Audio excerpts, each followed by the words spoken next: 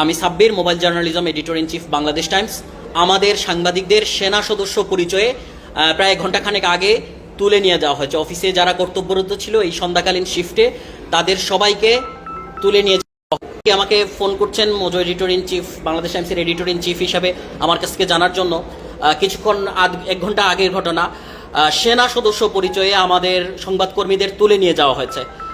যারা দায়িত্বরত ছিল এই সন্ধ্যাকালীন শিফটে তাদের কোনো কারণ ছাড়া, কিছু না বলে তাদেরকে তুলে নিয়ে যাওয়া হয়েছে।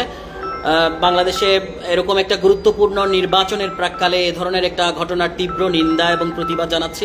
যেহেতু আমাদের অফিস আমরা মনে করছি আক্রান্ত, এটা স্বাধীন সাংবাদিকতার বিরোধী।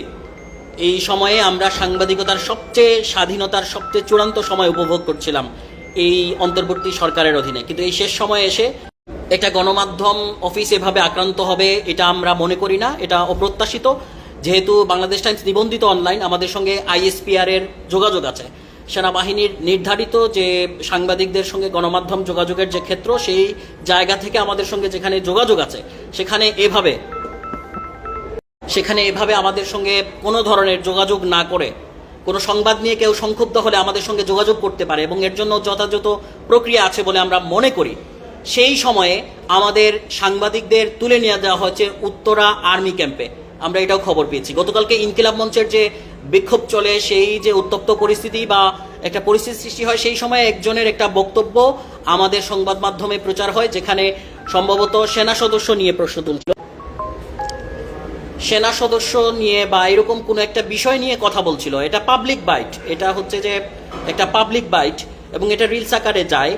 কোনো সংবাদে সংক্ষুব্ধ হলে আমাদের সঙ্গে ওইভাবে যোগাযোগের প্রক্রিয়া আছে, কিন্তু এভাবে সন্ধ্যায় একটা গণমাধ্যম অফিস ঘেরাও করে তার সাংবাদিকদের তুলে নিয়ে যাওয়া, এটা খারাপ দৃষ্টান্ত বাংলাদেশের। অন্তর্বর্তী সরকারের যখন একটা অর্থবহ, গ্রহণযোগ্য এবং নির্বাচন উপহার দিতে যাচ্ছে বাংলাদেশকে, সেই সময় এ ধরনের একটা ঘটনা খারাপ নজির বা দৃষ্টান্ত বলে আমি Mojo editor in chief, Bangladesh Times মনে করছি। স্বাধীন সাংবাদিকতার বিরোধী বলে মনে করছি। আমি জানি না যারা তুলে নিয়ে গেছে সেনা সদস্য পরিচয়ে তারা এই লাইভটা দেখছে কিনা। আমি মনে করছি তারা যেভাবে তুলে নিয়ে গেছে, আমি চাই যে সেইভাবে আমাদের অফিসে আমাদের সহকর্মীদের ফিরিয়ে দেওয়া হোক। কারণ আপনাদের সাংবাদিকদের সঙ্গে যোগাযোগ করার জন্য যে প্রক্রিয়া আছে, সেই প্রক্রিয়া অবলম্বন করা উচিত ছিল আপনাদের। আমরা একটা গণমাধ্যম, সরকারের অনুমোদিত গণমাধ্যম। আমাদের সঙ্গে আপনারা কোনো বক্তব্য বা আপনার কোনো ক্যাম্প বা আপনার কোনো সেনা সদস্য ওই ক্যাম্পের আমাদের কোনো সংবাদে সংক্ষুব্ধ হলে ISPR এর মাধ্যমে আমাদের যোগাযোগের প্রক্রিয়া আছে, সেটা অবলম্বন না করে এভাবে তুলে নিয়ে যাওয়া, গণমাধ্যম অফিস আক্রান্ত করে তার সাংবাদিকদের কোনো কিছু না বলে, না কারণ জানিয়ে এভাবে তুলে নিয়ে যাওয়া একটা খারাপ নজির বা দৃষ্টান্ত বলে আমরা মনে করি।